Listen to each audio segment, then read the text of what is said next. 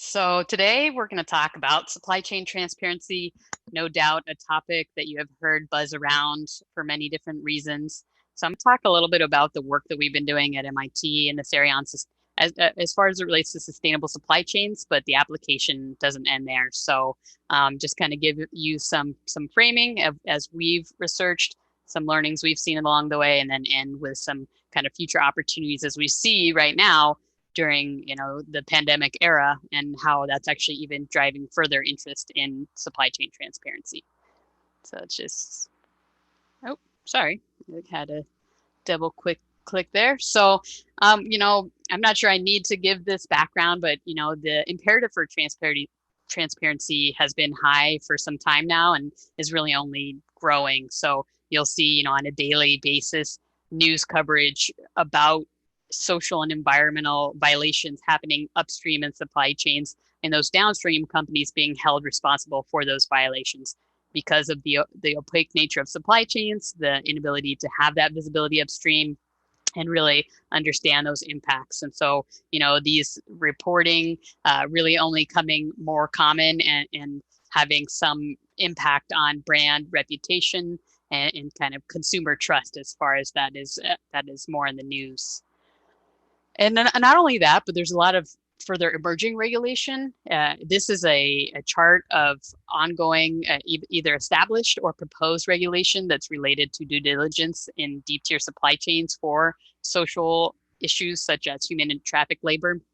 And so some of you may be familiar with the California Supply Chain Transparency Act or the UK Modern Slavery Act. And this actually requires due diligence to ensure that you don't have those violations in your supply chain, really requiring a certain level of visibility to know and show that upon reporting.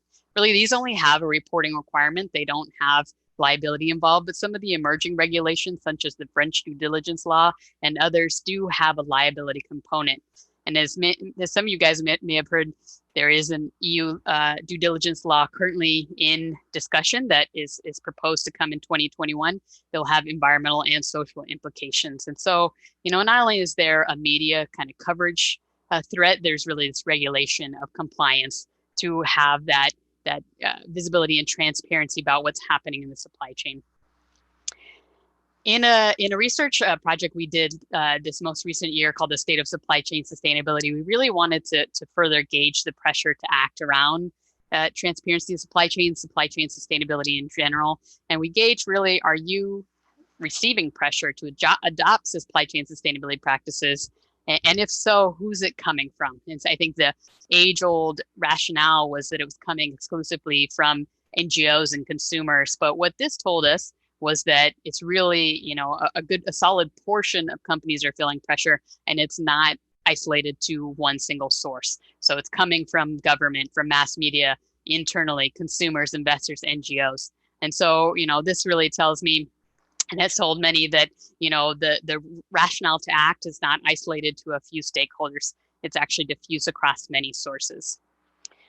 And further, a research project we did a few years ago is really that there's actually emerging appetite from consumers downstream for traceable attributes. So when they're at a point of sale at the shelf, will having more traceability around their product really lead to more sales? And so this was a project done around seafood and showing, really, is there a higher willingness to pay across different, and we looked at income levels, education levels, and where those kind of make a difference. But, some of the summary results was that at higher education levels of the consumer and income levels, there's a fairly significant appetite when they're choosing their product to have that information about traceability to source. I'll dig in a little bit more into how we're defining transparency.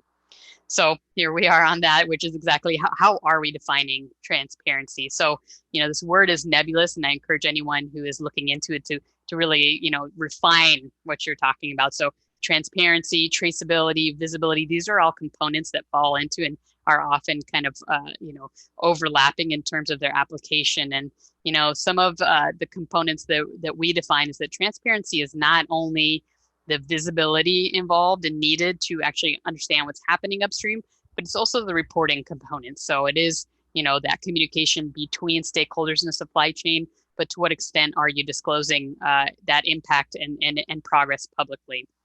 And so as it outlines here, it really is visibility plus disclosure. So some also talk about transparency, which is the intra-supply chain communication without that disclosure. So as long as that's sort of the definition that you're applying, that is also, very relevant and used quite commonly as sort of a communication up and down the supply chain. And so I would say that it's defined broadly, and clarifying that is really important.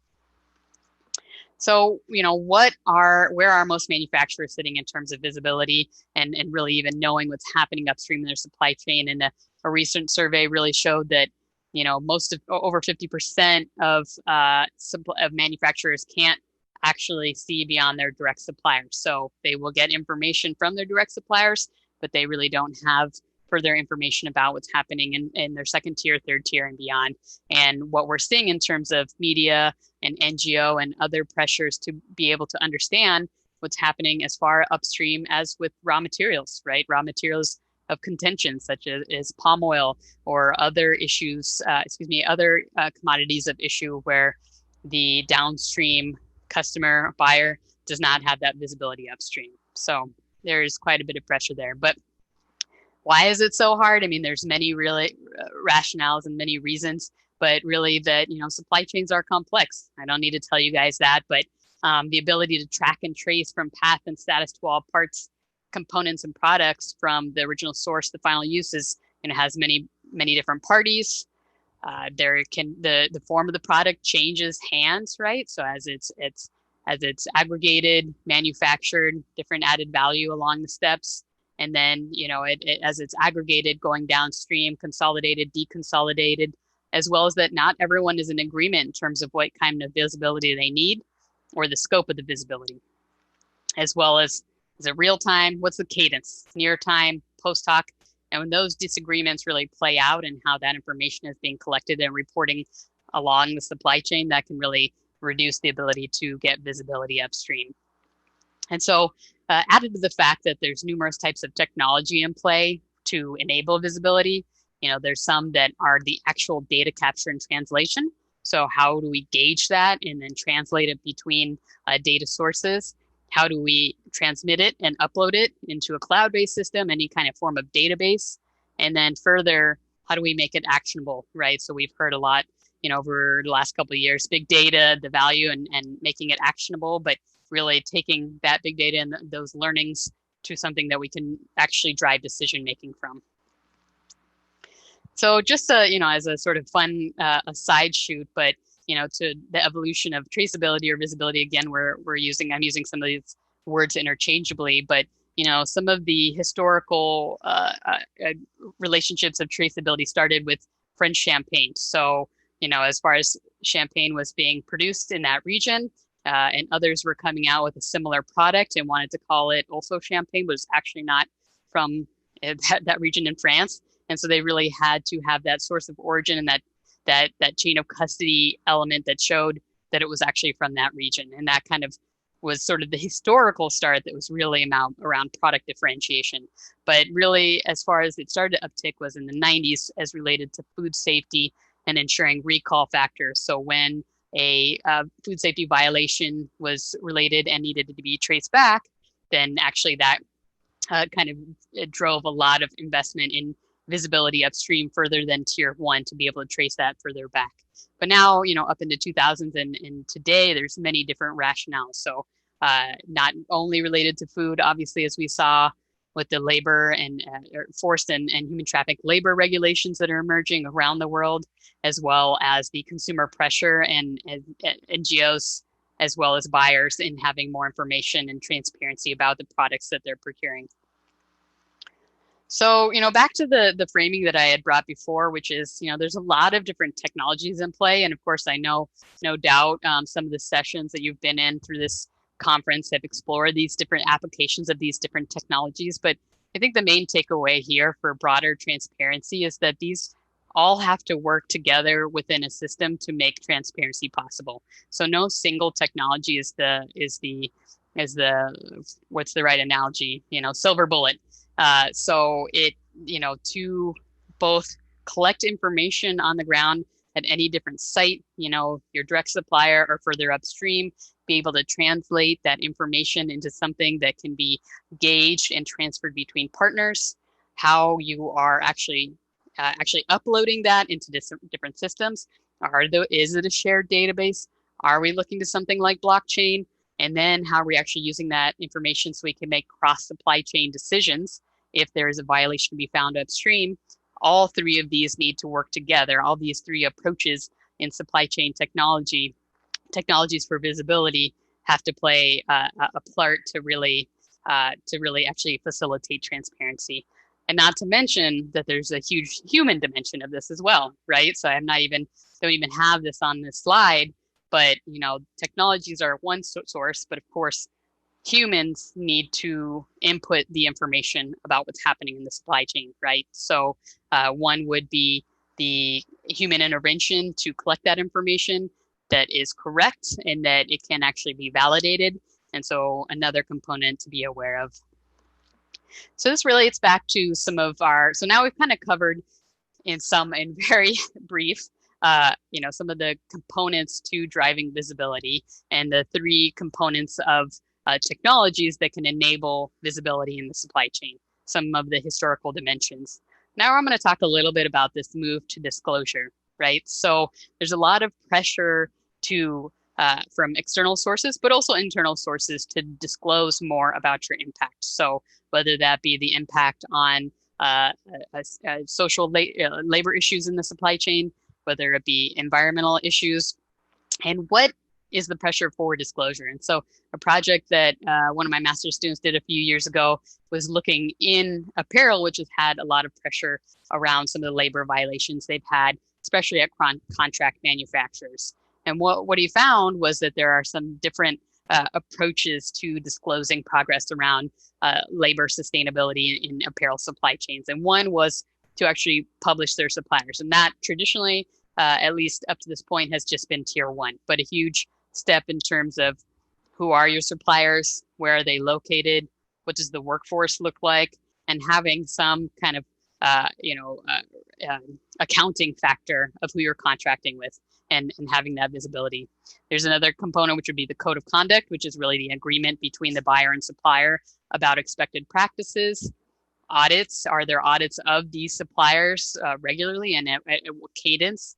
What violations, how were they fixed? Some of it would be, how is the full cost breakdown of the entire product, right? So along the value added, who's actually getting the value of the final sale price?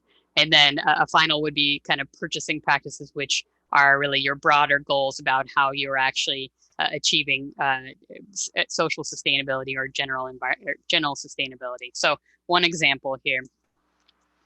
But, we're seeing, this is into 2020, but transparency is now really becoming mainstream, at least for certain industries. Not every industry, of course, but major players are driving transparency. And Patagonia is probably the longest standing example. This is actually from 2010, but one that's still sort of the quintessential example, which is, their footprint chronicles where they map their products. And so they actually, disclosed on their website a map of the materials that they're sourcing, where their manufacturers were where their manufacturers were located, and then all the parts, processes that led up to their final product, whether it be a t-shirt or a jacket or a pair of shoes. And it was not fully exhaustive. Not every single raw material was mapped, but it was a really big and first step to really looking at the entire supply chain and presenting that to a consumer. And, this is increasingly becoming more common, which is something you may have seen in the grocery supermarket, QR codes that have that story of the farmer that, you can follow back to, this is the example of a cereal where it tells about the farmer that actually grew the wheat that goes into that cereal. And these QR codes are becoming more common on certain food products that can kind of give that backstory about at least a critical raw material having some trace to source. And even this year, Amazon, obviously the biggest e-tailer in the world, they released their own supplier list for their branded products. They were under immense pressure to do so because there was some issues found in their branded products, and so they released this release, which was pretty impressive. Not for all their products listed on their platform, but their own Amazon branded products. But when the biggest e-tailer in the world starts publishing their supplier list, that becomes, when we're really hitting mainstream, and it's becoming quite common to have this at least level disclosure, and some extent starting to map further upstream. So what are some of the broad industry adoptions? So I've kind of listed some very public facing examples, but last year we gauged the broad kind of supply chain professional audience about what their firms were doing. This was a global sample of all levels, all industries, any position, to really understand how they are driving supply chain sustainability, and embedded within that, how they're becoming more transparent. And so, one of the key learnings that we kind of see in here is, you can see this type of practice. Sorry, it's a little bit not that clear on the slide, but what it says is different practices that are in play. And what we found was that the key issue areas in terms of driving towards supply chain sustainability were understanding supplier conduct. So how and what is a supplier doing? First, kind of this code of conduct element, which is the agreement between the supplier and buyer. But then how are they auditing? How are they certifying those practices? And then really the second most common type was really on that visibility practices. So material traceability, mapping, third-party verification, supplier collaboration. So then starting to get that visibility upstream, all these different practices to say, sure, we know a little bit about our tier 1 suppliers, but how can we get further upstream? And while those are sort of the secondary category of practices, there's actually more practices under here that didn't even make this chart. So seeing that interest area is growing, it was a key learning for us. And so now that we've talked sort of about general trends in transparency, defining what it is, what are different companies doing, what are kind of broad industry trends, how do you get there? And so, I hesitate to simplify it to 5 key steps, but I think best to think about how and what you can take back with you. And of course, happy to elaborate as questions arise. If you have questions, feel free to share them for the end. But, we've isolated into these 5 key steps as broad starting points. Of course, there's a ton of nuance here, a lot of internal decision-making about how this takes place, but at least to start. So the first step would be gauging risks and setting goals. So do we have to have transparency all the time for everything? Is that a likely future? Probably not. Supply chains are going to be complex. They are going to be global. Despite the pandemic and all the things we're seeing right now, there's still going to be very large supply chains that are going to be challenging to have full transparency all the time. But is there pressure to act? Definitely. And so, the key kind of segmenting part would be to gauge your risks, right? So of course, different supply chains and different materials, different suppliers are going to have higher levels of risks than others. So having a way to segment that and really dig into your embedded risks, and then be able to act upon those with goals and objectives is, really the first critical step before you just say, we need more visibility, right? It has to be isolating the highest risk scenarios. And then, of course, the next would be to visualize the supply chain, which can be, at first a broad supply chain mapping exercise, then, working with each tier supplier to kind of bridge the information gap between each supplier and step in the supply chain until possibly you reach raw material. Numerous ways to approach that, which whether it's kind of leapfrogging to deeper tier supply chains and connecting the dots, or working your way upstream, but visualizing that supply chain to understand where your different suppliers are located, what are embedded risks, even up to the raw material phase, and kind of connecting the information dots there. And then, collecting actionable information, as we see with the driving interest of audits and other information collection exercises to understand, what are potential labor violations, what are environmental impacts along the way, and being able to collect those in a very concerted effort, which goes back to the sort of technology component that I brought before, which is collecting that information. And then, the last 2 steps are how you're going to engage across the supply chain to actually reduce those impacts. Really, the transparency component doesn't necessarily embed the engage part.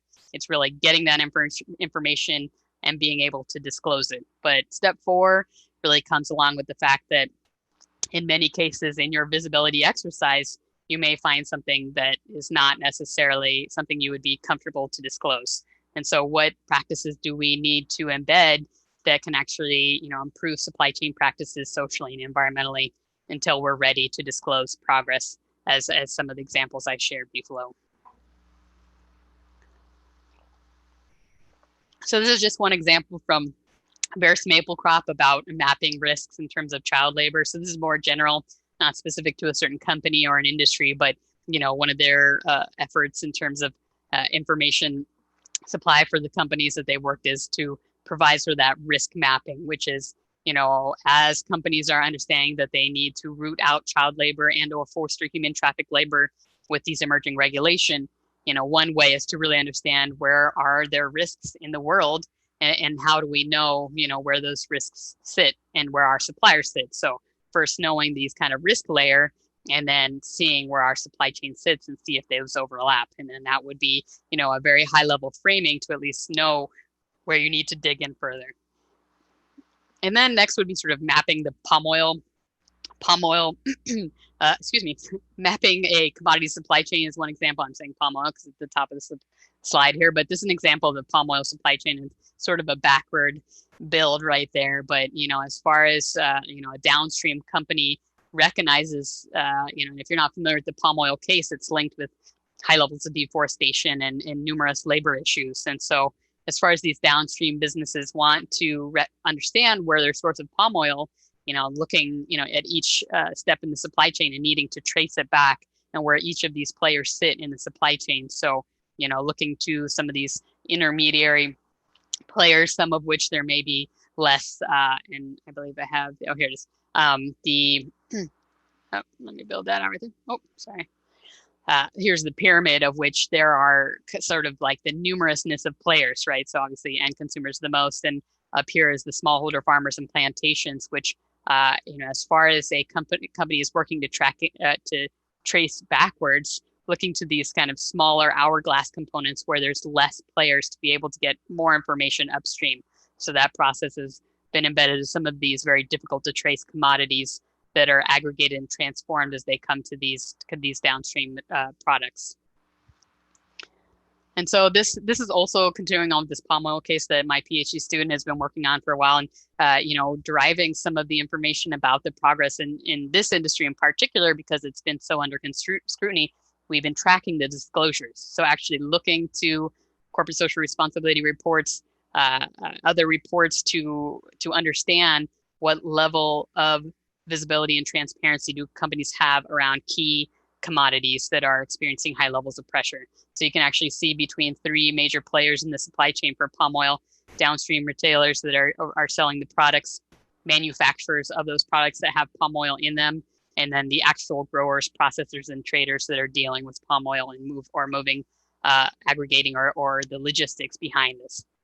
And so, to what extent are there 100% traceable at any given step in the supply chain? You can see obviously retailers are less pressured to do so, but manufacturers that are under more pressure to supply information about where their palm oil is coming from. See, there is movement here in terms of traceability to mill, which is not necessarily down to farm level, but at least the source of the country of production and mill level gives insight about the source of the palm oil. And another example of some of the disclosures that she's been working with, that we've been working with, and I won't put this out, there's way too small text, but just example of some of the results of the disclosures to kind of dig into to what extent companies are becoming more transparent around a key commodity such as palm oil, which is, we're looking at different components of commitment standards that companies are actually abiding by, whether they're joining something like the Roundtable Sustainable Palm Oil or other groups to certify and ensure sustainability of a key commodity. How are they complying with existing regulation that relate to that commodity, and to what extent they have traceability and are working with other players. So this is a framework that I put out a few years ago. Wow, a year ago. Feels like 2020 has lasted forever. I'm already dating this paper. It's only from 2019. Um, about really the tra journey to supply chain transparency and what are the steps along the way. And so together with an MIT alum, Leo Bonanni, who has a supply chain transparency company called SourceMap, we looked at really what constitutes supply chain transparency and what are the kind of steps. And so we mapped it with the innovation diffusion curve, which is to look at where are most players, which is really right here. Understanding what are their own codes of conduct, what do they have an agreement of conduct with their own operations and their direct suppliers, and any kind of standards or certifications of practices and how they disclose and kind of operate in the space. So that's really where a majority are. The early majority are really starting to kind of gauge supplier practices with whether it be performance-based metrics or benchmarking. And that, some are working between direct suppliers and then getting into some of their indirect suppliers. And really, these early adopters or innovators are those that are actually getting that full scale traceability to either indirect suppliers or raw materials, and then reaching this kind of innovation component where they have full disclosure about all the way up to raw materials. And so this is obviously a very small group of companies, and in some cases just a small group of products and or materials. And so, but just to give sort of the diffusion of transparency as an issue area, that there is progress in some of which there are steps of these milestones that we're seeing adoption from across the supply chain. And so I think I'm doing pretty good on time. So we're actually going to have, I think, 10 minutes for questions. So I hope you save some good ones, all the easy ones, no doozies, but I'll take them all. What are the benefits of transparency? And I've framed this talk, because obviously due to my research, it's about sustainability, but just to situate that within COVID-19 and the pandemic we're in, emerging recession. There's a lot of open questions around what transparency means during these times and whether it's going to take a backseat to, remaining in business, economic issues. And of course, those are going to be primary as we go forward. But we've actually seen that the drive for transparency has actually increased as consumers are really being more selective about their products and their trust of the companies that they're buying from. This is actually in a McKinsey report that was put out earlier this year. That was one of the key issue areas that they said was concerning them, that they can actually trust the companies that they work with.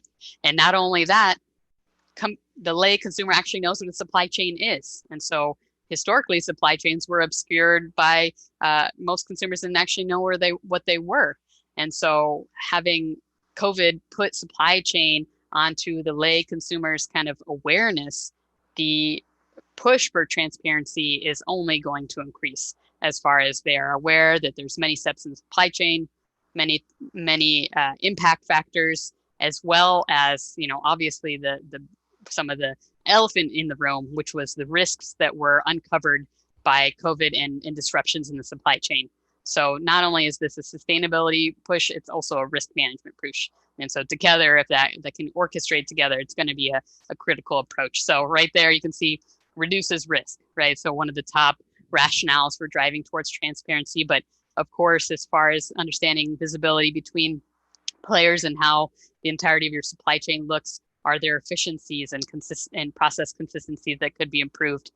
Securing supply, right? More important than ever that we've seen in terms of how we secure our supply and know where our supply is, and the potential for disruption, and numerous other meeting legal requirements, reputational benefits. And so this is really just the performance side, not even before we get into sustainability. And then as far as so much of my talk has been related, which is sustainability, meeting stakeholder demands, validating those claims, ensuring natural resources and the continuing ability to source from natural resources, and of course, hotspots of impact in the supply chain. So that was a kind of a speedy tour through transparency. Would love any questions, and